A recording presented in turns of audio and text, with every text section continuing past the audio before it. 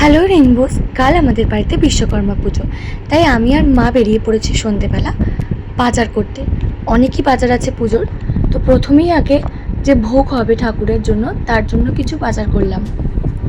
কাল যেহেতু বিশ্বকর্মা পুজো, তাই রাস্তায় পা ফেলা যাচ্ছে না, প্রচুরই ভিড়। যেখানেই যাচ্ছি সেখানেই অনেকক্ষণ দাঁড়িয়ে থাকার পরে জিনিস কিনতে পাচ্ছি।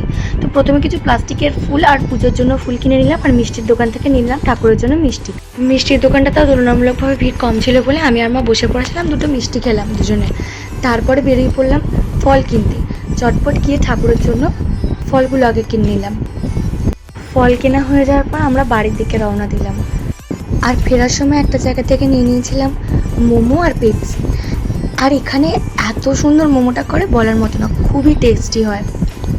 আমি যখনই মোমো খাই এইখান থেকেই কিনি, আর বিশেষ করে এদের মোমোর সাথে যে চাটনিটা দেয়, জাস্ট অসাম। আমি এখন ঠান্ডা ঠান্ডা পেপসি খাই। তোমরা আমার চ্যানেলটাকে সাবস্ক্রাইব করে ভিডিওটাকে একটু লাইক করে দিও। আজকের জন্য এখানেই, দেখা হচ্ছে পরের ভিডিওতে। বাই।